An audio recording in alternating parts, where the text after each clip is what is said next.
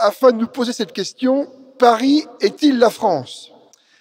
Donc Jean Garrigue, je l'ai dit, s'excuse. Alors les intervenants de cette table ronde sont à ma droite Anne de Mathan, qui est professeure des universités à l'université de Caen-Normandie. À ma gauche, Jean-Louis Robert, professeur émérite de l'université Paris 1 et auteur de Nouvelle histoire de la commune de Paris 1871. Vous pourrez le retrouver demain entre 10h et 13h sur le stand des Amis de la Commune, où il dédicacera son ouvrage paru aux éditions de l'Arbre Bleu, c'est bien ça. Et puis encore plus à ma gauche, c'est pas lié à la politique, hein, c'est lié à la répartition. Nous avons Jacqueline Gouraud, qui est aujourd'hui membre du Conseil constitutionnel, ancienne sénatrice du Loir-et-Cher, vice-présidente du Sénat, ministre, et qui fut, dans une autre vie, professeur d'histoire-géographie. Donc voilà, donc, sa présence est tout à fait pertinente. Alors je reprends la formulation du programme. Paris est-il la France, ou plutôt Paris n'est pas la France, car, résume le pitch, comme on dit maintenant, de cette table ronde, toute notre histoire contemporaine est faite de ce contraste, parfois de ce duel entre Paris et la province. Le débat a commencé sous la Révolution française entre fédéralistes et jacobins. Il s'est durci au moment de la Commune et depuis, il n'a jamais cessé. Ce sera le fil conducteur de notre table ronde qui appuiera les questionnements du présent sur les enseignements du passé. Alors le passé, justement, je me tourne vers vous, Anne de Mathan. Paris n'a pas toujours été la capitale du pays et cette salle des États généraux où nous sommes en est le parfait exemple, puisque sous le règne de Louis XII, la capitale, c'était Blois. Cela étant, transportons-nous à l'époque de la Révolution avec cette première question. À la fin du XVIIIe siècle, que représente Paris vis-à-vis de la province ou des territoires? Et est-ce que l'ensemble du pouvoir y est concentré? Bonjour à tous, merci beaucoup de votre question. Alors, Paris n'est évidemment pas la capitale du Royaume de France sous l'Ancien Régime, mais c'est une très grande ville et c'est une exception dans la France. Elle connaît ce qu'on appelle un phénomène de macrocéphalie. Il y a environ 600 000 habitants à Paris et c'est très loin devant les grandes villes de province que sont Lyon, Marseille ou Bordeaux, qui tournent entre 100 à 200 000 personnes. Donc c'est une exception du point de vue de la population, mais également, bien évidemment, du point de vue de la concentration des talents, de la richesse, de la vie culturelle. Peut-être faut-il préciser, pour bien poser les choses, que Versailles n'est pas totalement non plus la capitale du Royaume de France, puisque si Louis XIV prend l'habitude de résider à Versailles à partir de 1682, les rois de France, jusqu'à la fin de l'Ancien Régime, restent gyrovaques, c'est-à-dire qu'ils se déplacent, ils n'ont pas un lieu unique de résidence. Et Louis XV, par exemple, réside très très peu à Versailles, et il n'y réside qu'une 50aine de jours par an. Donc, ils continuent, les rois de France au XVIIIe siècle, à se promener de résidence royale en résidence royale, au gré des saisons de chasse et de leurs loisirs et de leurs agréments. Donc, finalement, il n'y a pas de ville en France où le cœur du pouvoir siège absolument en permanence, pourrait-on dire. Est-ce que aussi, un petit mot sur... Il y a une différence de langue aussi, entre la langue d'oeil et la langue d'oc. Est-ce que Paris est aussi une force linguistique à cette époque? Alors, le français, depuis l'édit de Villers-Cotterêts, au XVIe siècle, et c'est la langue officielle du Royaume de France,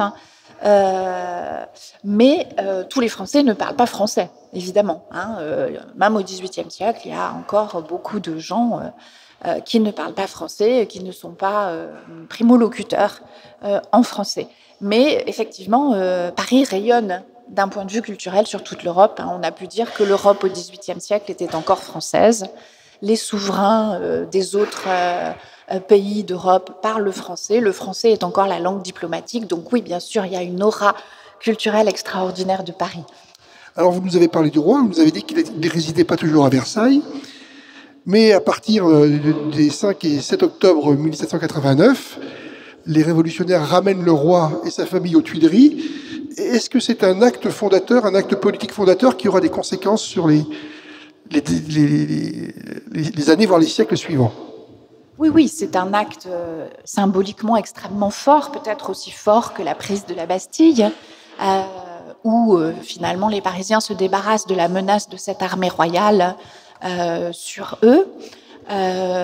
Donc c'est un acte fondateur où ce sont des femmes du peuple, des femmes de la Halle, qui, taraudées par la disette et l'inquiétude des lendemains, partent de Paris le 6 octobre en marchant, passent la nuit à Versailles, et puis au petit matin, comme souvent dans les manifestations, un débordement, un coup de feu qui part, un acte de provocation, et une bousculade se déclenche jusqu'aux portes de l'appartement de la reine où les deux gardes sont exécutés. Donc un acte un peu choquant, effrayant. À la suite de ça, le roi et la reine acceptent de parlementer et de se plier aux vœux des manifestants, qui est de ramener à Paris, comme on dit, le boulanger, la boulangère et le petit mitron, c'est-à-dire ramener à Paris la famille royale, le roi, pour qu'il reste sous la surveillance de son peuple, et on obtient aussi des mesures pour les subsistances pour Paris.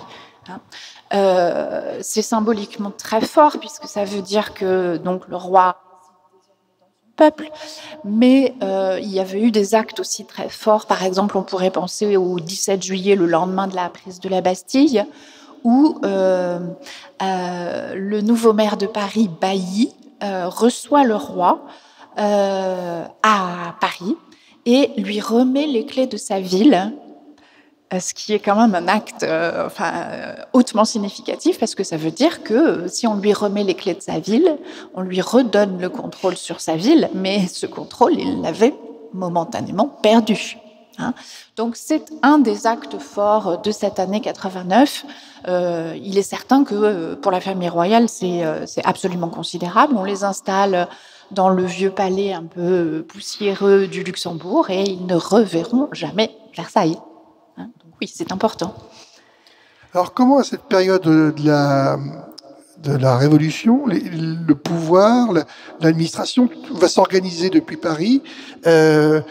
C'est l'époque de la grande bataille entre les fédéralistes d'un côté et les jacobins de l'autre. Est-ce que vous pouvez nous dresser un panorama de cette époque? D'accord, bien volontiers. C'est vaste, hein, mais... Oui. C'est vaste, le sujet est complexe. Mais on pourrait,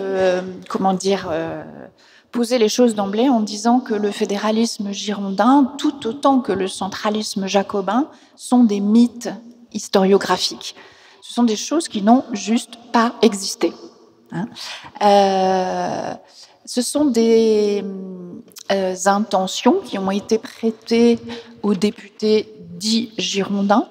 On leur a prêté, à partir de 1791, une intention de fédéralisme dans un but, c'est ni plus ni moins, ce sont des mots du combat politique. Ce sont, parmi ces petites diffamations politiciennes, qui, à la faveur du jeu politique, de la répétition, sont devenus un mot dit, un mot plus loin dit, et répété, inlassablement répété, au point que c'est devenu un cliché qui est entré dans l'histoire. Alors pourquoi a-t-on accusé ces gens de fédéralisme, et notamment Brissot, à partir de 1791?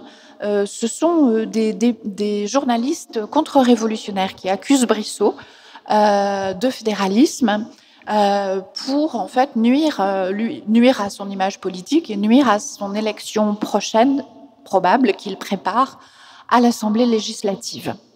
Le jacobinisme, c'est aussi un mot inventé par des journalistes contre-révolutionnaires pour se moquer, pour brocarder, pour critiquer On se met à parler, comme vient de le montrer très bien un historien qui s'appelle Comsimien, avec un petit livre excellent au PUF intitulé Haro sur les Jacobins.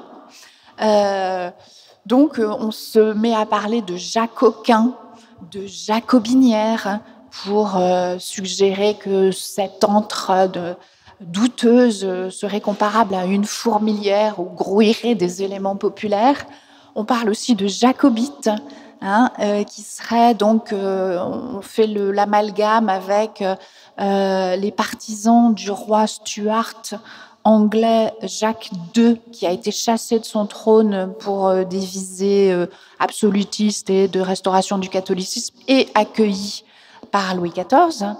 Donc, vous voyez, tout ça, l'idée est de suggérer des échos négatifs pour salir la réputation des gens. Alors, dans le cas du fédéralisme, ce qui est curieux, c'est que ce mot prononcé en 91 ressurgit en 92 dans un contexte très particulier, qui est les lendemains de la chute de la monarchie, dans une situation de double pouvoir ou de rivalité de pouvoir. En fait, une fois que le roi a été destitué, suspendu, deux pouvoirs sont en concurrence. D'une part, l'Assemblée législative, qui, elle, est légale, mais qui a perdu de sa légitimité parce qu'elle n'a pas su organiser la chute de la royauté. Il a fallu que ce soit la rue qui prenne l'initiative pour faire chuter le roi.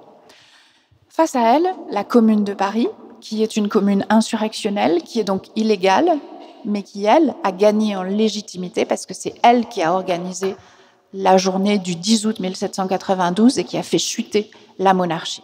Et donc, ces deux acteurs, Assemblée législative, Commune de Paris, se trouvent en rivalité et s'accusent mutuellement. Et c'est à ce moment-là que ressurgit, parmi des Jacobins, des gens comme Chabot, mais aussi comme Robespierre, qui est membre de la Commune de Paris, des accusations de fédéralisme à l'encontre de ces gens qui sont des députés à la législative et qui se présentent aux prochaines élections à la Convention, comme Brissot. On se met à imaginer des scénarios complètement fantaisistes et que rien n'atteste. On les accuse d'avoir projeté, d'emmener le roi, la famille royale et le trésor en dehors de Paris, le trésor national en dehors de Paris. On les accuse aussi de vouloir... alors, c'est tout et son contraire. Vous voyez, ils emmènent le roi, mais ils veulent aussi fonder une république fédérative. Alors, ça ne va pas très bien ensemble, mais ce n'est pas très grave, parce que l'intention est simplement diffamante. Il s'agit de dire du mal, de disqualifier. Donc, tout ça est complètement faux. Mais ce qui est très intéressant, c'est que ça reste. Donc, en raison d'une rhétorique extrêmement efficace, relayée aux Jacobins, soutenue à l'Assemblée nationale, à la Convention, par des gens comme Robespierre, comme Chabot, comme Merlin, on ne cesse de dénoncer les Girondins comme des fédéralistes, comme des royalistes. On dirige le mouvement populaire contre eux jusqu'à ce que l'on parvienne à les faire arrêter le 2 juin 1793 sans aucune motivation juridique. Il n'y a rien à leur reprocher, si ce n'est un fédéralisme qui n'existe pas et qu'on n'arrive pas à documenter. Mais il y a un truc qui est incroyable, c'est que les départements dont les députés sont ainsi arrêtés sans rapport d'accusation, les départements se révoltent, protestent contre le fait que leur souveraineté populaire, estime-t-il, est entamée. Comment, à cette époque fondatrice, vous dites, c'est le peuple de Paris qui a finalement a mis le roi sous tutelle, que pèsent les territoires? Comment s'expriment-ils? Comment font-ils porter leur voix? Alors, ils essayent de se révolter dans l'été 93, et ce sont ces fameuses révoltes départementales qui concernent plus de la moitié des départements et que l'on a qualifiées, c'était très facile, de fédéralistes. alors que leur intention, c'est de rétablir la Convention nationale dans son intégrité, de rétablir l'ensemble des députés siégeant à la Convention nationale. Mais évidemment, si vous voulez, c'était du pain béni pour l'accusation. Et en fait, c'était finalement fournir aux montagnards, leur fournir a posteriori la preuve finalement que le 2 juin était nécessaire. Donc on a une torsion là qui s'effectue entre la cause et la conséquence. La conséquence devient la prétendue cause de cette arrestation des députés girondins. Vous voyez ? Et si je puis ajouter juste quelque chose pour expliquer pourquoi finalement les révoltes départementales échouent, parce que d'abord elles ont du mal à mobiliser des troupes, hein, parce qu'on est dans un contexte très particulier où la République est en guerre à l'intérieur contre les Vendéens, à l'extérieur contre l'Europe coalisée, et que des affrontements fratricides entre républicains, pour bien des Français, c'est à n'y comprendre rien et c'est pas très mobilisateur. Hein. Et enfin, à Paris, ceux qui sont à Paris et qui tiennent la Convention nationale, eh ben, ils ont un avantage considérable, c'est qu'ils ont pour eux la force de la loi. Et le fait accompli l'emporte. Vous avez évoqué rapidement les guerres de Vendée. Est-ce que c'est aussi un conflit Paris-Province, les guerres de Vendée ? D'une certaine façon, oui, mais c'est une instrumentalisation de la province par Paris, en fait. C'est ce qu'a montré l'historien Jean-Clément Martin. En fait, on va dire que les montagnards qui commencent à l'emporter à la Convention au printemps 93 sont divisés en plusieurs tendances. Et il y a des montagnards radicaux que l'on appelle des hébertistes, hein, et qui en fait montent en épingle ce qui se passe en Vendée et qui n'est pas très différent de ce qui se passe ailleurs, en Bretagne ou dans d'autres départements où les jeunes gens qui sont concernés par la première levée d'hommes pour la guerre extérieure, eh ben, les jeunes gens qu'on rassemble dans des chefs-lieux et qu'on soumet à des procédures arbitraires de tirage au sort, eh ben, vous voyez, quand vous rassemblez des jeunes gens de 18 à 25 ans et que vous tirez au sort parmi eux ceux qui vont partir aux frontières, ça les enchante pas. Alors ça grogne, mais partout dans le pays. Sauf qu'en Vendée, comme on a des représentants en mission locaux, on a des gens localement qui, pour se faire bien voir, pour se montrer des républicains zélés, eh bien, grossissent la situation, font des rapports absolument catastrophiques à Paris en disant c'est épouvantable ce qui se passe en Vendée, le danger est terrible, il faut absolument envoyer des hommes. Et puis c'est aussi une façon d'attaquer, vous allez voir, c'est un peu compliqué, mais d'attaquer les députés girondins et les ministres girondins qui étaient au pouvoir et qui ont mené la guerre et qui étaient au poste clé jusqu'à présent. Hein. Et donc, les présenter comme des incapables de maintenir l'ordre, eh bien, ça a un intérêt. Donc, on grossit les choses et on envoie des forces républicaines, des sans-culottes qui n'ont aucune expérience, qui sont dépourvues d'expérience et il se passe des actes de part et d'autre absolument terribles. Et du coup, si vous voulez, en fait, c'est la répression de la Vendée, la répression d'un mécontentement populaire assez basique, une répression complètement démesurée qui crée la Vendée et qui galvanise les énergies contre-révolutionnaires. Donc oui, il y a une instrumentalisation de la province par Paris à cette occasion. C'est passionnant, mais une dernière question, qu'on poursuive après. Pouvez-vous nous dire un mot sur la manière, sur les rapports entre Paris et ses provinces et les départements à l'époque, notamment d'un point de vue financier, sur la levée de l'impôt, est-ce que l'argent remonte, redescend? Et puis peut-être une dernière question aussi sur comment ça se passe à ce moment-là. Et finalement, là on arrive un petit peu à l'époque bonapartiste, mais est-ce que finalement l'organisation telle qu'on la connaît, les préfets, etc., c'est pas un petit peu le moyen pour Paris de contrôler tout le pays? Alors, c'est une question qu'on s'est souvent posée. Est-ce que la révolution est centralisatrice ou décentralisatrice ? En fait, la question est beaucoup plus compliquée que cela. on a une organisation des pouvoirs qui est pyramidale avec, comment vous dire, le principe de base, c'est celui de la délocalisation de la souveraineté qui passe d'un seul homme, le roi, à l'ensemble de la nation. Donc désormais, c'est la nation qui est souveraine. Et la Déclaration des droits de l'homme et du citoyen stipule que tous les citoyens ont le droit de concourir personnellement ou par leurs représentants à la formation de la loi. Mais la loi, seule l'Assemblée nationale la fabrique. Ça veut dire que les administrations départementales, des districts, des municipalités sont essentiellement des agents d'exécution. Même si la marge d'autonomie des municipalités est importante entre 1790 et 1795.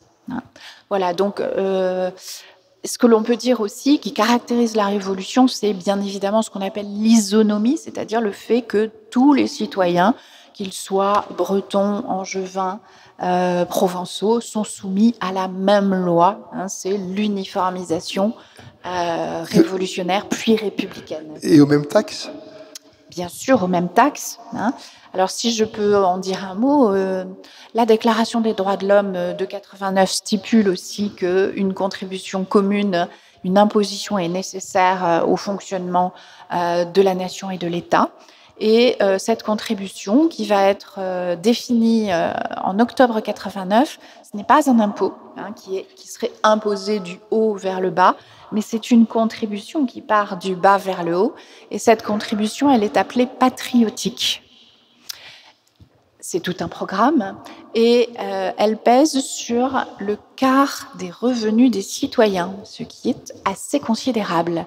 Mais les citoyens sont libres, s'ils le souhaitent, de payer plus. Et figurez-vous que j'ai regardé les registres d'imposition de la ville de Bordeaux, où les négociants bordelais se précipitent pour donner plus afin d'afficher leur patriotisme et leur enthousiasme pour la cause révolutionnaire. Bon, je pense que le prochain ministre des Finances verrait là quelque chose d'intéressant. Je me tourne vers vous, Jean-Louis Robert. On fait un saut dans le temps et on passe au XIXe siècle. Il y a plusieurs révolutions au cours du XIXe siècle, avec à chaque fois le peuple de Paris qui se soulève en 1830, en 1848, en 1871, qui est votre période de travail privilégiée. Alors, d'abord, est-ce que c'est à dire que l'histoire ne peut s'écrire qu'à Paris ? Et dans le cas de la commune de Paris, il y a eu d'autres communes insurrectionnelles à Lyon ou encore à Marseille, mais l'histoire semble avoir oublié. Pourquoi ? Et qu'est-ce que ça dit ? Ça marche ? Oui, donc effectivement, moi je suis un spécialiste de la commune de Paris et évidemment on peut s'interroger justement sur cette question de comment ça peut rapprocher Paris et la province ou l'éloigner. Et effectivement, bon, ce qui est resté dans l'histoire, c'est plutôt la commune de Paris, même s'il y a eu d'autres communes de province. Mais ces communes en province, elles ont été limitées, elles n'ont duré que quelques jours, et elles n'ont pas pu prendre l'ampleur, ni dans la mémoire collective, ni alors bien sûr dans la mémoire spécifique du mouvement ouvrier qu'a pu avoir la commune de Paris. Et par ailleurs, et c'est ce que vous avez indiqué, la commune de Paris s'inscrit dans une suite d'insurrections parisiennes, souvent victorieuses. On pensera à juillet 1830, on pensera à février 1848, on pensera au 4 septembre 1870, comme si ces insurrections à Paris transformaient le régime politique de la France en une autre monarchie, en deux républiques, la deuxième et la troisième république. Pour la commune, c'est assez différent, la commune de Paris, puisqu'elle se termine par un échec, ce qui peut signifier aussi un certain nombre de choses concernant la suite de l'histoire des rapports de Paris et de la province. Mais ce qui est important bien de comprendre, c'est qu'effectivement, ces révolutions parisiennes se construisent sur un imaginaire de Paris. Un imaginaire de Paris, alors je ne peux pas développer parce que c'est une question trop vaste, hein, mais sur un imaginaire de Paris qui va placer Paris au cœur de la France, placer Paris même peut-être au cœur du monde par certains côtés. Et donc, les communards, comme la plupart des révolutionnaires du XIXe siècle, sont persuadés que Paris, c'est la ville du courage, de l'intelligence, voire du génie. Donc, je peux commencer par citer Victor Hugo dans L'année terrible, écrit pendant le siège un poème qui s'appelle Paris bloqué. Ô ville, tu feras s'agenouiller l'histoire dans l'admiration des peuples, dans la gloire. Voilà. Donc, en plus, mais ça on pourra revenir, le contexte même du siège de Paris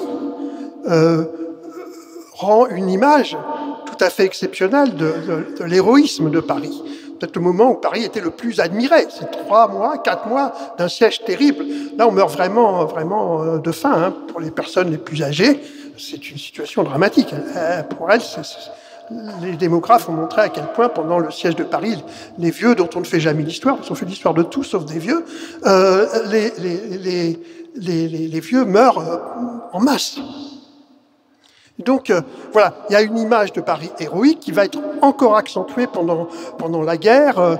C'est la ville qui n'a pas capitulé, c'est la ville qui a tenu pendant ce siège. Mais ça, c'est cette circonstance. En même temps, ça va plus loin. Paris, c'est la ville du génie. Hein, on dit, alors je peux vous citer des choses. Qu'est-ce que Paris? C'est le génie, le talent, l'art, le travail, le progrès physique, intellectuel et moral. Voilà, donc on a ce côté-là qui est très important, mais ça va plus loin.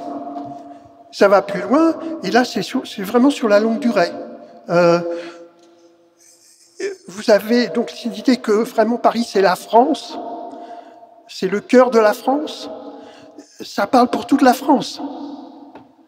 Alors ça montre à loin, je peux vous citer Vauban, hein. Paris est à la France ce que la tête est au corps humain. C'est aussi le vrai cœur du royaume. C'est la mer par qui tout le peuple de ce grand État subsiste. Vous voyez que déjà, dès Vauban, Paris, c'est vraiment la mer de la France. C'est grâce à Paris que la France vit. Et donc, la capitale, disent les communards, mais on pourrait citer beaucoup d'autres choses, c'est la capitale qui est faite du meilleur de la France, c'est la ville qui vous représente, vous éclaire et vous guide, écrit la Commune. Alors, je recite encore Victor Hugo, c'est la même chose. Victor Hugo, ce que Paris conseille, l'Europe le médite, ce que Paris commence, l'Europe le continue, tout afflue à Paris, on ne vit qu'à Paris et l'on végète ailleurs. Alors justement, vous citez Victor Hugo, on végète ailleurs. Qu'est-ce qu'il dit, Victor Hugo, de la province, à ce moment-là? Donc, voilà, la province, lui, c'est pas un romancier de la province, c'est pas Balzac. Hein. Lui, c'est le Misérable. Hein, c'est le Misérable, c'est la Révolution de 1832, c'est le peuple de Paris. Hein, c'est ça qui et Les Misérables, dans les années 1860, c'est le plus grand... c'est une audience énorme, parce que ça répercute aussi, cette image, elle est aussi présente en province. Hein. Cette idée que Paris, c'est la France même, que vous pouvez lire dans plein d'endroits. Paris, c'est le grand Paris d'où sort toute la lumière, toute la vérité, dit-on. Voilà. Ça, c'est quelque chose de très très fort dans l'histoire du XIXe siècle. Ce n'est pas partagé par tout le monde, hein, évidemment. Hein, il faut bien dire, mais il faut bien penser qu'il y a cette idée, et évidemment, ça va conduire au deuxième volet, qui est une certaine lecture de ce qu'est la province. Et alors, justement, j'en reviens à la Commune. Vous dites, c'est pas partagé par tout le monde. L'écrasement de la Commune par les Versaillais, est-ce que d'une certaine manière, c'est la revanche de la province sur Paris? Alors c'est assez compliqué. Ça pourrait l'être, puisqu'au fond, c'est vrai que pour les communards, l'adversaire, ce sont les ruraux. hein, puisque l'adversaire, c'est l'Assemblée de Versailles, qu'ils appellent, eux, l'Assemblée des ruraux. Hein, puisque, voilà, et ruraux, le concevoir comme un mot très méprisant, très négatif. Hein. Un rural, c'est quelqu'un qui n'est, comment dirais-je, c'est un ignorant. Hein, alors, il y a beaucoup de textes parlant de l'ignorance crasse. Alors, les ruraux, hein, peut-être pas la province. Il faut faire une grande distinction entre la province et les villes, à leurs yeux. Les villes ne sont pas les adversaires de la Commune de Paris, surtout les grandes villes. Et ça parce que les grandes villes ont manifesté sous l'Empire la même attitude. Le plébiscite de mai 1870, on voit qu'est-ce qui vote non, un plébiscite massivement qui approuve encore Napoléon III quelques mois avant sa chute. On est en mai 1870, on peut avoir un plébiscite qui vous donne 8 millions de voix contre 1 million de non, et 4 mois après tomber. Hein, c'est ça la vie politique. Mais ce million de non, cette minorité, c'est Paris qui vote non, massivement, c'est Lyon qui vote non, c'est Marseille, c'est toute une série de grandes villes. Les campagnes votant oui massivement, dans une France qui est évidemment, à l'époque, rurale à 80%.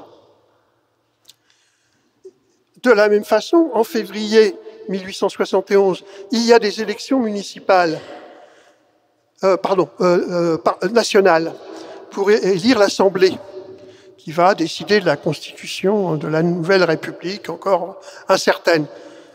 Paris élit 42 députés républicains sur 43. Lyon, pareil. Marseille, pareil. Toulouse, pareil. Mais la grande majorité de la Chambre est monarchiste, même si elle se ralliera à la République. Donc il y a quand même une différence entre le conflit, c'est Paris et la campagne. Pas tout à fait Paris et la province, parce que les communards attendent des grandes villes un soutien qu'ils n'auront que moyennement de fait. Mais ça, c'est un problème qui est différent. Pour vous donner une idée quand même de cette mentalité, je vais citer Jean-Baptiste Clément, hein, qui est connu comme un des grands... il écrit pendant la Commune cet article sur des paysans. Vous semez du blé dont nos enfants n'ont pas la moindre part. Ils n'ont même pas le droit de cueillir un bleuet au milieu d'un champ. Vos enfants, il parle aux paysans, hein, sont rouges de santé. Les nôtres, le peuple des villes, sont souvent pâles de faim. Hein, vous voyez comment... Hein, l'image que ça donne. Hein. Et donc, voilà, ces pauvres boucs de paysans, et en plus, ils ont la majorité des voix, parce qu'ils sont la majorité du corps électoral. En venant à la évidemment, commune... oui, simplement pour compléter, évidemment, ça s'accentue par le fait que la plupart des soldats de Versailles sont également des paysans, hein, qui ont été conscrits et qui souhaitent en finir avec la Révolution pour revenir travailler à leur champ. Dans cette opposition Paris-Province, il y a la figure d'Alphonse Thiers. Pardon, oui. Il y a beaucoup dans nos villes de places, de rues, Alphonse Thiers. Il n'y en a pas à Paris. Qu'est-ce que ça dit, finalement, cette vision historique différente et mémorielle autour d'Alphonse Thiers, de cette opposition entre Paris et la province? Oui, alors ça, il y a des phénomènes de circonstances, hein, bien sûr, qui vont jouer. Il est clair que Thiers aura une image du libérateur de territoire après 1871, puisqu'il va obtenir un prêt, hein, qui va permettre de payer le milliard dû aux Prussiens après la déroute de la guerre de 70-71. Et donc, c'était quand ce tribut, en quelque sorte, sera payé que les Prussiens, devenus les Allemands en fait, puisque l'Empire se crée à ce moment-là, vont quitter le territoire. Et donc Thiers a, et puis il le construit, cette image de libérateur du territoire. D'autre part, il a compris, à peu près à ce moment-là, que ses visées orléanistes, puisque lui était fondamentalement orléaniste, monarchiste, du temps de Louis-Philippe, hein, et donc il était orléaniste que la République était le seul moyen de stabiliser la situation politique de la France. Ce qui est vrai, puisque, dans une certaine mesure, depuis 1871, depuis que nous avons la République, il n'y a plus d'insurrection d'ampleur, des grandes manifestations, mais le siècle des révolutions, en tant qu'insurrectionnel, est passé depuis 1871. Bon, il y a la libération de Paris, mais c'est un contexte très, très spécifique. Donc il a cette image double qu'il construit de libérateur du territoire et de celui qui finalement donne la République ou accepte la République pour la France. Et donc ça lui donne un écho dans la province. Modéré, et il meurt assez jeune aussi. Donc comme il meurt assez jeune, sa popularité est encore assez notoire. Par contre, à Paris, vous pouvez être sûr que quand Paris a été mairie de gauche, des années 1870 à 1904, ce sont les radicaux, avec parfois des socialistes, qui dirigent la ville. Puis de 1904 à l'arrivée de Delanoë, c'est la droite qui dirige Paris, pour autant qu'elle ait un maire, mais ça c'est une autre question, et puis la gauche.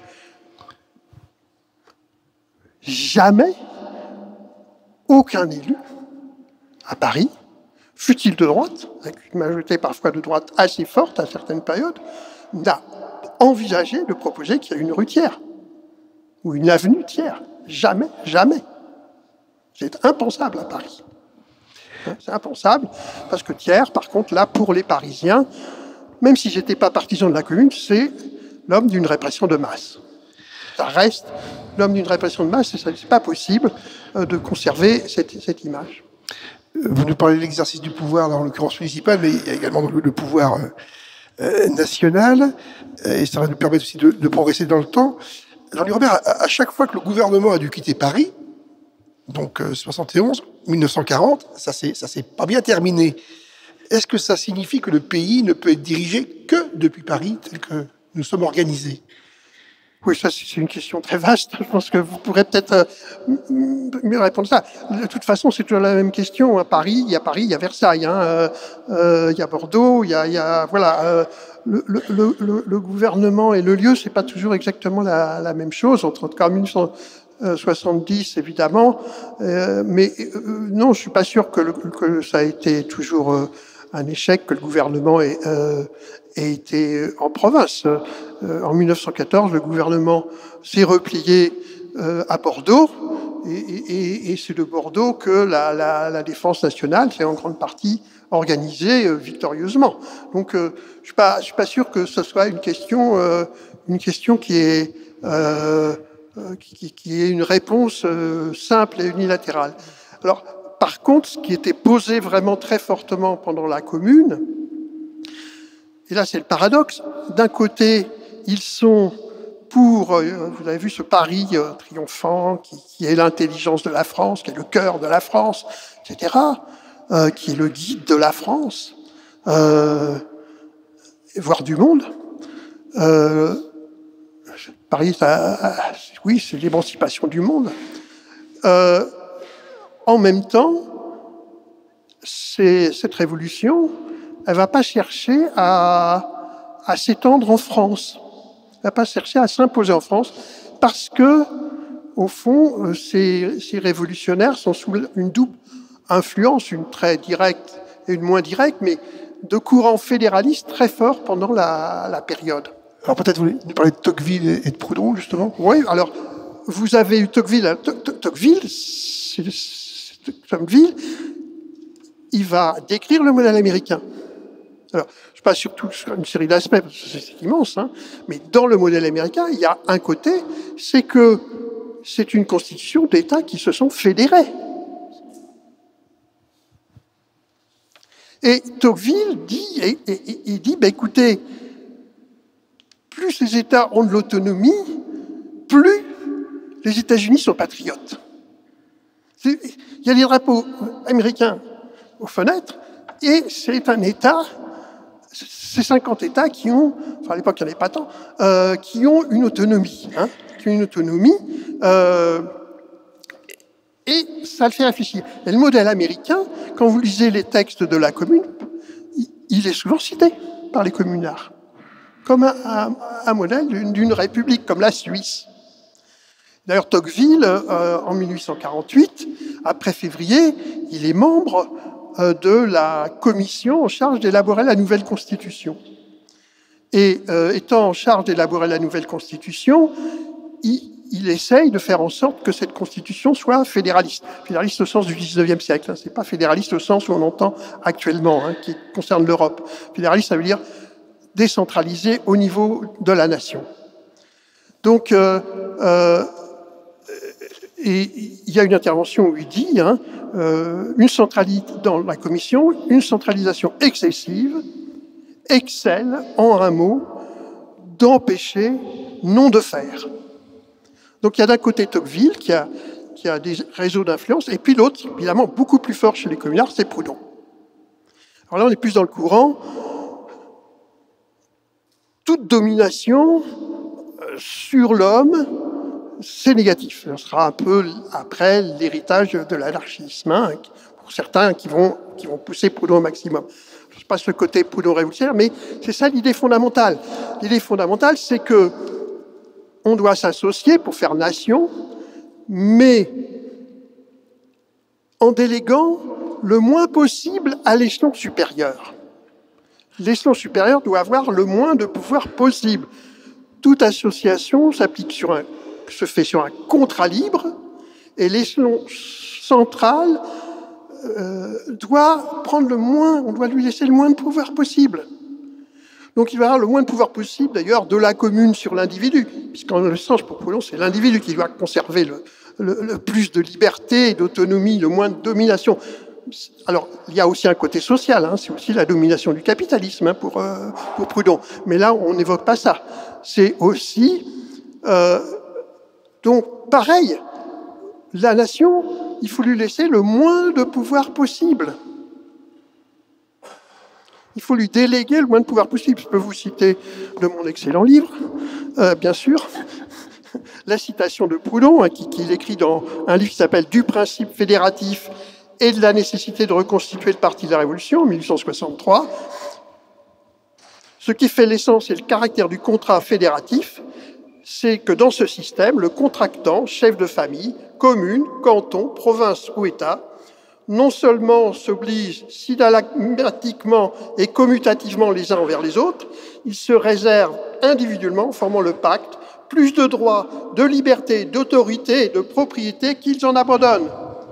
Les attributions fédérales, c'est-à-dire les attributions au-dessus, ne peuvent jamais excéder en nombre et en réalité celles des autorités communales ou provinciales, de même que celles-ci ne peuvent excéder les droits et prérogatives de l'homme et du citoyen. Merci. Voilà, donc la commune sera fédérale, elle va refuser, au fond, d'imposer sa révolution. Elle va refuser de sa position. On va le lui reprocher. On va le lui reprocher, puisqu'on va dire, si vous aviez marché sur Versailles le 18 mars, peut-être que ça ne se serait pas passé comme ça. Mais le 18 mars, eux, ils pensent que on va faire notre commune de Paris. Ce sera évidemment la commune modèle. Ça sera très bien. Toute la province finira par nous suivre, parce que ce sera formidable ce que nous faisons. Mais c'est pas ce qui s'est passé. Jean-Louis Robert, on avance dans le temps. Et pour évoquer une dernière question, un mouvement de pensée qui naît à l'extrême droite avec Charles Maurras, qu'on va retrouver dans certains mouvements régionaux pendant l'occupation, je pense notamment au mouvement Breizatao en Bretagne, un mouvement province contre Paris, anti-républicain également. Qu'est-ce qu'on peut en dire ? Oui, il y a toujours eu mais comme là, on voit un fédéralisme finalement assez révolutionnaire, ce que je viens d'évoquer. Mais cette idée de l'autonomie, effectivement, ça peut se retrouver partout. Ça peut se retrouver partout. Tout ça est extrêmement complexe et extrêmement mouvant.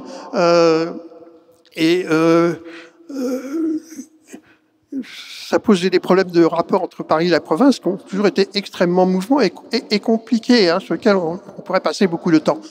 Mais ce qui est vrai, c'est qu'on voit que il y a eu des forces politiques pendant certaines périodes qui se sont appuyées, c'est pas la période que j'ai étudiée particulièrement, mais qui se sont appuyées sur l'idée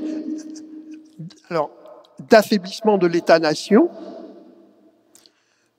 en détricotant la France. Hein? Donc on a vu ça chez Maurras, qui était extrêmement patriote, on ne peut pas faire plus patriote que Maurras, mais qui dit, mais il faut revenir aux provinces avec les pouvoirs que les provinces avaient, parce que c'est la solution pour en finir avec l'État juif et franc-maçon qui nous dirige. Voilà. En gros, c'est la thèse qui développe dans toute une série d'articles. Paris, c'est le lieu où les juifs et les francs-maçons exercent le pouvoir. Revenons à la bonne vieille France provinciale de l'ancien régime. C'est idéalisé. Après, vous allez avoir, évidemment, pendant la Seconde Guerre mondiale, alors les Bretons, une partie d'une extrême droite bretonne qui va appuyer la collaboration de ce point de vue. Voilà, vous avez toute une série de choses. Donc, il n'y a pas d'appartenance de ces courants,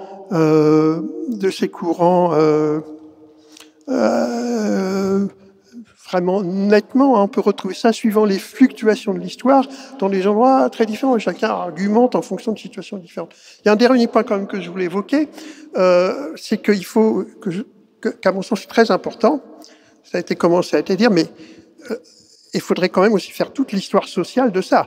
C'est-à-dire penser que Paris, c'est une ville au XIXe siècle de provinciaux. Les 2/3 des Parisiens sont nés à Paris en 1870. Et plus encore, si on pense que leurs parents qui sont à Paris, eux-mêmes sont souvent, si eux sont nés à Paris, leurs parents sont souvent nés aussi en province. Donc Paris, c'est une ville de province, c'est une ville de provinciaux. Et c'est une ville, c'est la seule, parce que là, les statistiques sont tout à fait frappantes, c'est la seule, quasiment, évidemment, mais de très loin, où il y a toute la France. C'est-à-dire qu'il n'y a pas un département de France qui n'est pas des natifs de ce département qui vient habiter à Paris. Alors, bien sûr, c'est plutôt autour de Paris, etc. Mais c'est bon. Et ça explique aussi beaucoup de choses sur les synergies entre Paris et la province. Parfait. Bon. Merci. L'heure tourne. D'ailleurs, c'est le moment aussi de dire, peut-être qu'on prendra quelques questions à la fin. Donc, il faut qu'on avance, et notamment peut-être à la fin pour parler aussi de la concentration des pouvoirs économiques. Mais dans l'immédiat, Jacqueline Gouraud, je me tourne vers vous, parler un peu de politique et d'organisation territoriale. Alors, en matière politique, pendant très longtemps, quand on voulait faire carrière, il fallait conjuguer un ancrage local et une présence à Paris. Alors c'est un peu moins vrai depuis la loi sur le non-cumul des mandats, mais on a encore vu récemment François Bayrou, que vous connaissez très bien, être à la fois Premier ministre et maire de Pau. Vous-même, à une époque, vous avez été maire de la Chaussée-Saint-Victor et sénatrice. Alors, voilà, comment on fait pour marcher sur ses deux pieds? Et également, un mot pour dire, on a vu beaucoup de grandes figures qui étaient essentiellement parisiennes, mais se construire des fiefs en province. Je pense à Charles de Gaulle, qui était vraiment un pur Parisien, qui est né à Lille par tradition familiale, mais voilà, on connaît son ancrage au Marnay, à la Boisserie. François Mitterrand avec la Nièvre, les Landes, le Luberon aussi un peu. Voilà, Jacques Chirac en Corrèze. Voilà, qu'est-ce que ça dit? Est-ce qu'en politique, Paris et la province étaient forcément à conjuguer pour réussir? Oui, ça a été vrai pendant très longtemps, et pas seulement pour les politiques. Je poursuis ce que vous disiez, monsieur le professeur, tout à l'heure. Paris était peuplé de provinciaux, et non seulement était peuplé de provinciaux, mais il y a des associations des Aveyronnais de Paris, il y a des associations des maçons de la Creuse qui sont montés à Paris, il y a même une association des Loir-et-Chériens à Paris. Il faut savoir que donc la capitale, c'est aussi l'endroit où se rencontraient effectivement toutes les provinces.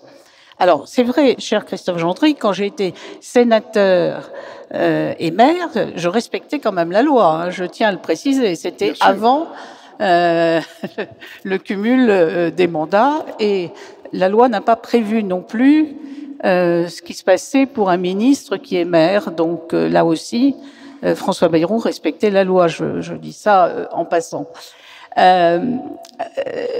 Évidemment, l'ancrage territorial, et en tout cas, je prends l'exemple qui est le mien, c'était absolument fondamental pour certaines fonctions, effectivement.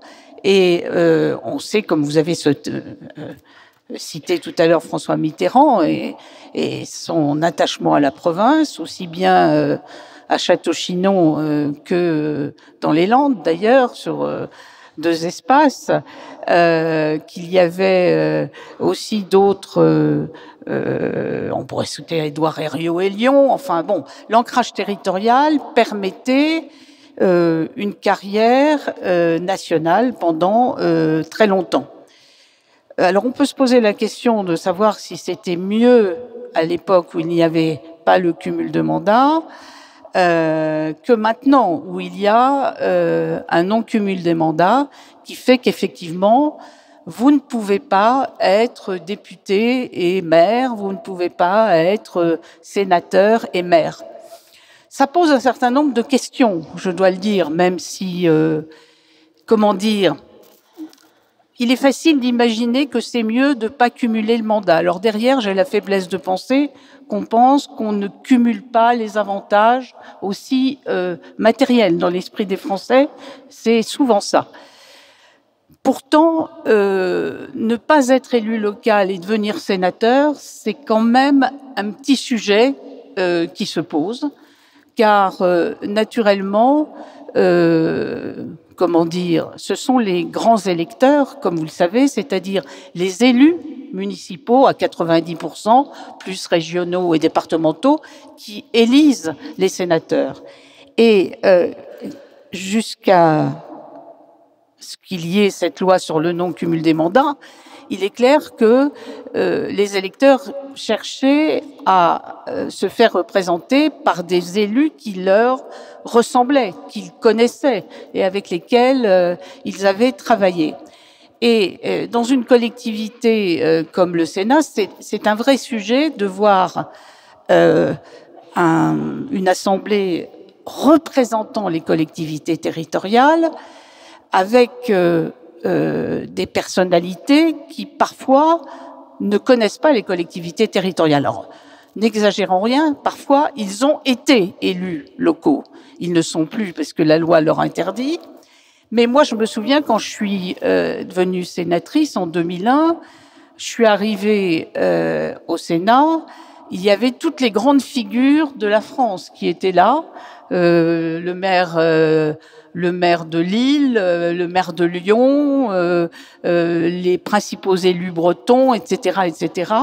Et évidemment, c'était une représentation physique de la France, des provinces et de la diversité des provinces qui siégeaient à Paris. Alors l'Assemblée nationale, c'est un peu autre chose, c'est un peu différent, parce que c'est pas une assemblée qui représente les élus locaux et les institutions locales. Mais il faut bien dire que, je me permets de faire cette réflexion, que l'absence de formation, comment dire, politique et d'exercice de pouvoirs locaux,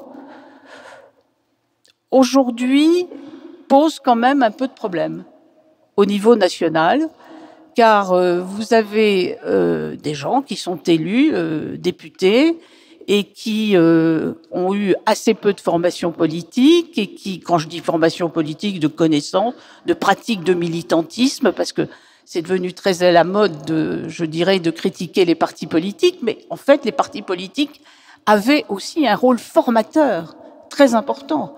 Et certaines grandes familles politiques faisaient de la formation pour leurs militants et pour les jeunes, etc., etc. Et il y avait une conscience politique qui se développait par rapport à des références historiques, d'ailleurs, et qui faisait que l'Assemblée nationale avait une cohérence plus forte, je dirais, dans le débat politique. Alors, il y avait des variétés de pensées et donc des formations politiques très différentes, mais il y avait aussi une culture politique qui s'était développée.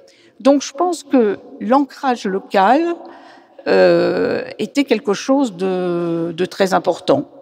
Voilà. Vous avez également, dans votre longue carrière, été ministre de la cohésion des territoires. Justement, entre Paris et ces territoires, vous parliez des élus, il y a aussi l'administration centrale. La décentralisation, c'est un vaste chantier qui n'est pas encore terminé. Comment vous avez vécu la spécificité de régions, je pense à la Corse, à l'Alsace, qui voulaient exister de manière plus prééminente? Et est-ce que le modèle français va vraiment réussir un jour à évoluer entre Paris et la province? Alors, je dois dire que les deux interventions qui m'ont précédé ont permis de démontrer toute la complexité, au fond, de l'histoire de notre pays. Et aujourd'hui encore, on est dans un sentiment particulier d'adoration de la capitale, parce que tout le monde adore Paris et est fier de sa capitale. Il suffit de regarder ce qui s'est passé l'année dernière au moment des Jeux Olympiques. Et il y a eu beaucoup de Français qui sont venus assister aux Jeux Olympiques et la France a été fière de ces Jeux Olympiques. Et en plus, comme je dirais, les organisateurs avaient eu l'idée de faire ça au cœur de Paris et dans les principaux monuments de Paris, il y avait vraiment une fierté qui s'exprimait. Et Paris, comme vous le disiez tout à l'heure, a rayonné dans le monde et est apparu aussi là comme une puissance, je dirais, sportive, mais une puissance culturelle, etc. Bon. Donc on est très fiers de notre capitale. Et capitale veut dire aussi pouvoir central. C'est ça que vous voulez me dire. C'est ça, voilà.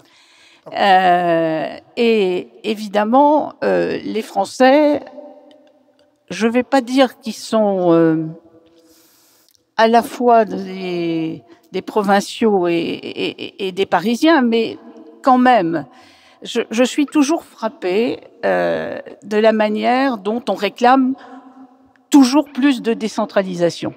Alors, je ne vais pas refaire l'histoire de la décentralisation en France, qui a commencé, vous savez, avec les lois de fer.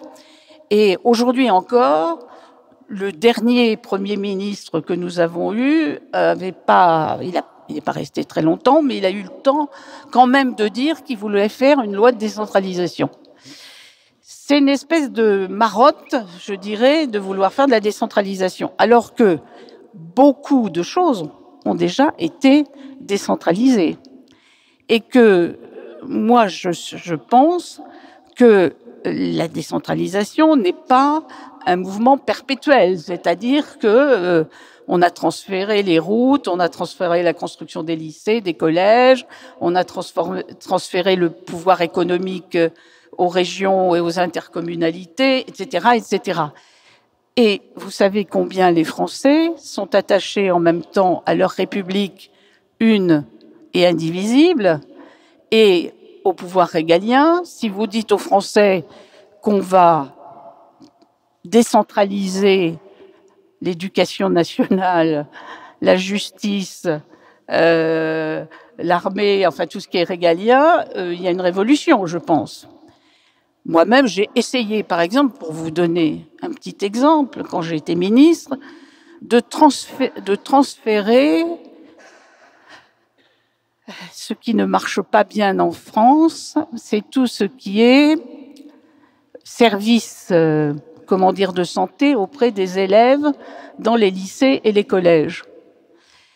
Ça marche pas bien. J'ai essayé de le transférer au département avec l'idée que l'on pouvait développer un service qui existe déjà dans les départements, c'est le service de protection maternelle et infantile, et en disant qu'au fond, on pourrait transférer au département la santé, enfin les surveillances, les visites médicales dans les collèges et les lycées. Je n'y suis pas arrivée, parce qu'aujourd'hui, ça fait partie de l'éducation nationale. Et que même si aujourd'hui, nous avons seulement un tiers de médecins scolaires suffisamment développés dans les écoles et les lycées et les collèges, eh bien, c'est une tradition française que ça doit rester dans le pouvoir central. Et donc, je pense que la France est un pays qui aime sa province, qui aime que leur collectivité locale ait évidemment des compétences, mais je pense que les Français sont très attachés aussi à l'indivisibilité de leur République. Et je suis toujours frappée aussi quand il y a une fermeture d'entreprise dans une ville, ce qui arrive malheureusement, et que les forces syndicales veulent manifester. Ils vont jamais manifester, cher Christophe, et tant mieux pour toi, devant le siège de l'intercommunalité, ni devant le siège de la région, pour nous, à Orléans. Ils vont manifester dans la préfecture. Parce que le réflexe du français, je crois, est profond, est aussi de penser que c'est le pouvoir central qui va régler le problème. Et le pouvoir central représenté dans les territoires par le préfet. Vous avez dit, Jacqueline, que pour vous, la décentralisation n'était pas un mouvement perpétuel. La dernière grande réorganisation territoriale, c'est la loi NOTRe, avec la création de ces grandes régions autour de villes qui doivent être des pôles. Ça veut dire que c'est fini ou ce n'était qu'une étape? Rien n'est jamais fini. Alors, la loi NOTRe et le redécoupage des régions, pour ma part, je l'ai votée, la loi, je tiens à le dire. Mais j'aurais aimé que le découpage se fasse autrement. Je reviens, je ne sais pas si vous vous rappelez, le président de la République, François Hollande, avait posé comme postulat que l'on regroupe des régions, mais qu'on ne touche pas, qu'on ne découpe pas les régions à l'intérieur de leur propre périmètre. C'est-à-dire qu'on a fusionné, par exemple, comment ça s'appelait? Ça s'appelait Poitiers, Poitou, Charente-Poitou, c'est ça, avec l'Aquitaine. Et ça a donné la Nouvelle-Aquitaine. Et on a mis Limousin aussi, voilà. Et on a donc fait un nouveau bloc. Cela dit, la question s'était posée que le Poitou-Charentes vienne avec le centre. Oui, ben justement. Moi, je pense qu'il aurait fallu qu'il y ait des découpages à l'intérieur des régions, parce que aujourd'hui, les régions telles qu'elles sont, alors certaines sont, très réalistes. Si vous prenez la Normandie, on a refait les deux Normandies très bien. La Bretagne, avec la forte identité bretonne, c'est clair. Nous, notre région a échappé à toute modification de périmètre. Mais je pense effectivement, ce que vous venez de dire à l'instant, Christophe, c'est que les Poitevins se sentaient plus proches des Pays de la Loire et de notre région que d'être rattaché à la Nouvelle-Aquitaine. Il y avait une réalité géographique. Vous savez ce qu'on appelait, on apprenait ça à l'époque. Autrefois, c'était le seuil du Poitou. Et il y avait une réalité géographique. Mais il y a aussi, et ça revient à ce que vous disiez tout à l'heure, il y avait derrière aussi le fait de faire attention à ne pas recréer les anciennes provinces. C'est toujours, vous avez décrit ça tout à fait magnifiquement tout à l'heure, la Révolution française et le découpage et la naissance des départements, c'était l'annihilation des anciennes provinces. Et regardez notre département de Loir-et-Cher où nous sommes aujourd'hui, c'est des bouts de provinces qu'on a ajouté pour former ce département. Donc il y a toujours dans notre pays ce tiraillement entre l'attachement à son propre territoire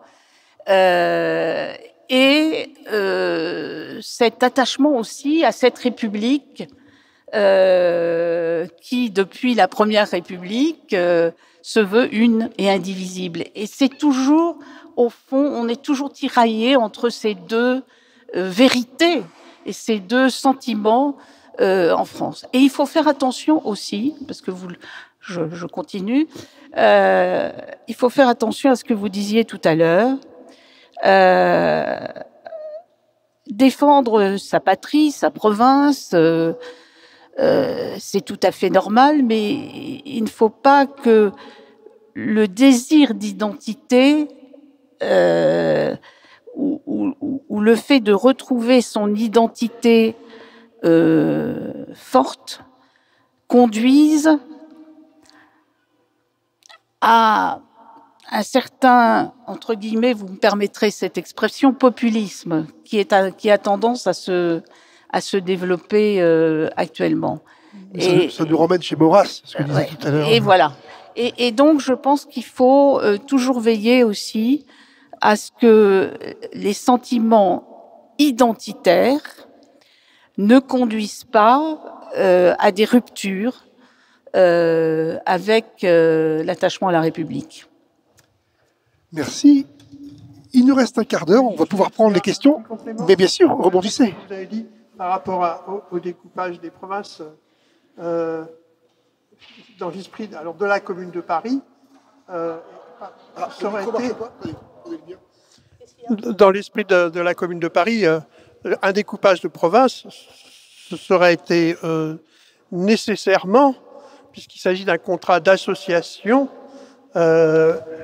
nécessairement chaque département, puisque c'était la base, qui aura décidé avec qui il voulait s'associer. Ah oui. Voilà, là, c'est ça la façon dont les communards concevaient, même y compris la reconstruction de la France, par une association des communes qui auraient reconstitué la France. Donc, c'est même pas, c'est pas une décision venue d'en haut qui déciderait c'est mieux comme ça ou c'est mieux comme ci pour telle ou telle raison. Dans leur esprit, ça aurait été chaque département qui décidait avec qui il aurait souhaité s'associer, parce que ça, c'est vraiment du ressort du peuple, de chacun de ces départements, de décider comment et avec qui on va faire une association régionale. Merci. Avons-nous des questions dans la salle? Alors, là, on a un micro, monsieur. Voilà, là, on vous oublie pas. On vous oublie pas, on viendra après. Oui, bonsoir, merci pour vos interventions. Je vais vous donner rapidement quelques exemples d'une histoire un peu plus noire de Paris et du reste de la France qui a assez peu été évoquée quand même, quoi. C'est vrai qu'on a massacré les communards.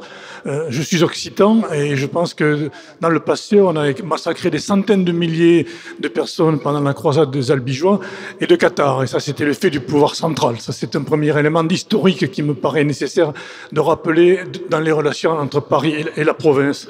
Je voulais parler de culture aussi. Dans les budgets de la culture de l'État, une grosse partie du budget est prise par Paris. Nous, dans les autres régions, nous avons les miettes. Par exemple, à Paris, on dépense 10 fois plus d'argent pour les Parisiens que pour le reste de la France. Ça fait partie des relations entre Paris et la province. Dans la culture, un petit élément qui vous paraîtra anecdotique, mais il est cas pour moi, c'est la glottophobie. La glottophobie des Parisiens, de la région parisienne, touche beaucoup de monde. En Occitanie en particulier, quand M. Castex a été nommé Premier ministre, beaucoup de gens ont moqué M. Castex avec son accent de natif de Vic faisant ça, qui est même un responsable d'un parti politique d'extrême gauche, s'est moqué à la télévision d'une journaliste qu'il connaissait très bien de France 3, qui fréquentait tout le temps, pour son accent, en disant qu'il ne la comprenait pas, elle ne parlait pas français. Ça, c'est les relations entre Paris et la province. Et enfin, parler d'économie. Quand vous dites que les gens viennent à Paris, beaucoup de gens viennent à Paris, mais pourquoi viennent-ils à Paris, ces pauvres bougres? Parce que le travail, il est à Paris, parce qu'en province, c'est difficile. Et pourquoi les gens manifestent devant les préfectures? Parce que quand on ferme les usines dans les régions, souvent c'est le pouvoir central qui fait la politique économique du pays. Donc je pense que l'histoire de Paris, c'est aussi pour nous, provinciaux, une histoire de relations parfois très difficiles. Merci. Merci. Alors, oui, et après ici, j'y vois 3 questions. Déjà, une pour vous, madame. Les Cathares, les Albigeois, est-ce que voilà, le pouvoir royal avait-il peur de ces territoires, notamment pour des raisons religieuses? Alors, là, j'avoue que je suis fort peu qualifiée pour vous répondre, monsieur. C'est pas du tout mes champs de recherche. Donc, je suis tout à fait mal à l'aise pour vous répondre. Juste sur l'échelle que vous citez des centaines de milliers d'Albigeois, je crains que ce ne soit un petit peu exagéré. Bon. On va se tourner vers la concentration de l'argent, finalement, à Paris ou pour la culture. Est-ce que c'est vrai? C'est vrai que la capitale Paris. Alors, c'est pas une question nouvelle. Hein. Dans les années 1870, un député a demandé que l'on diminue le budget de l'Opéra de Paris pour en redistribuer au théâtre lyrique de province. Évidemment, donc vous voyez, c'est pas de nos jours hein, que ça date. Tollé,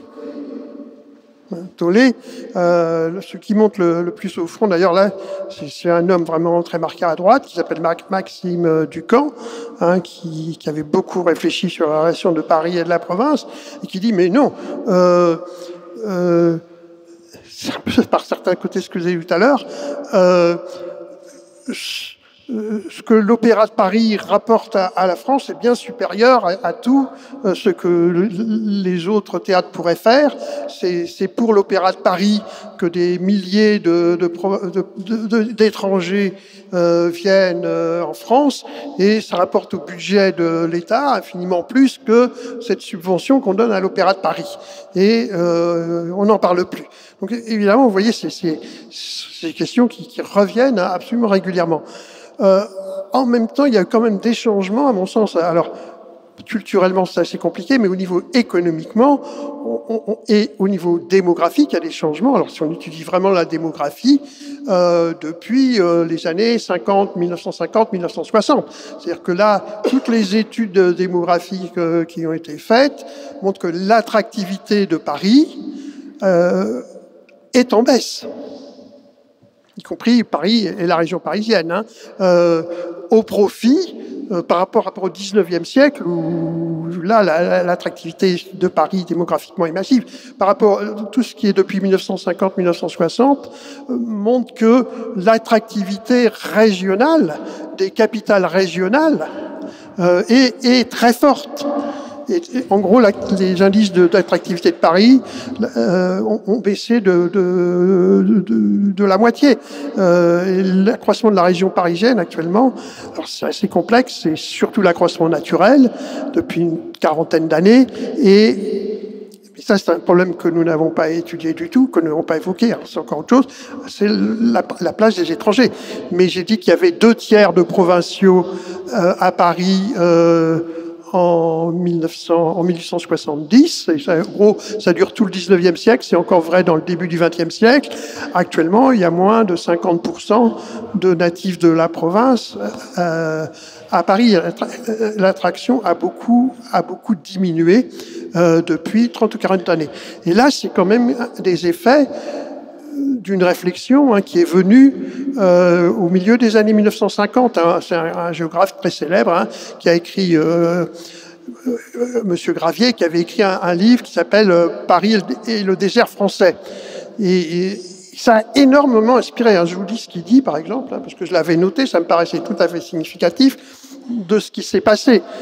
Dans tous les domaines, l'agglomération parisienne s'est comportée depuis 1850 non pas comme une capitale animant l'ensemble de la nation, mais comme un groupe monopoleur dévorant les subsistances de la nation. Son action centralisatrice a stérilisé, parfois sciemment, la plupart des économies provinciales en les privant de ces éléments actifs. Par force de l'habitude, la bourgeoisie parisienne en était venue à croire que le reste de la France, à quelques exceptions près, ne méritait aucun effort, ni d'intérêt, ni d'investissement. Voilà. Ça a été un boom. Merci.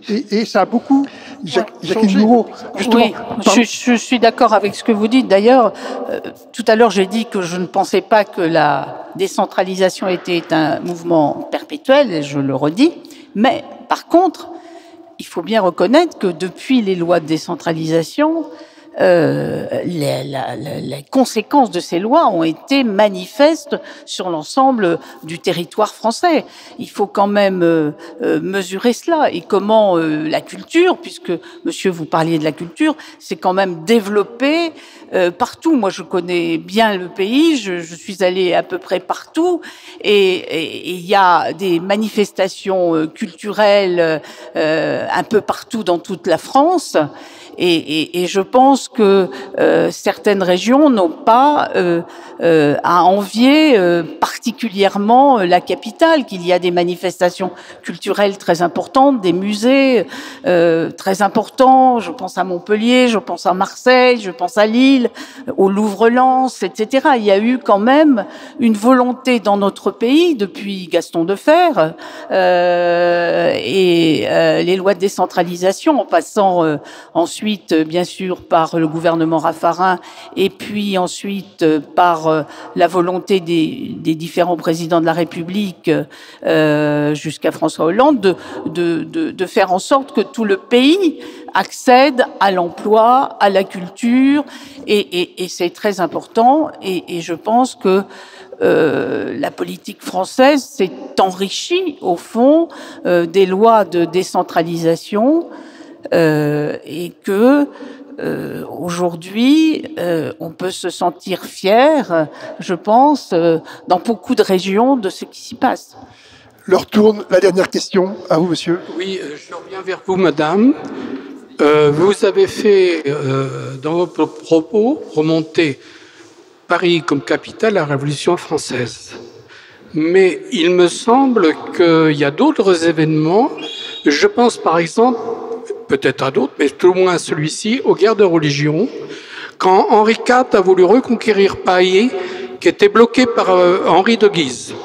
Mais il y a peut-être d'autres événements. Bien sûr, monsieur, vous avez tout à fait raison. Voilà, Paris est un enjeu considérable dans les guerres de religion et vaut bien une messe, comme vous le savez.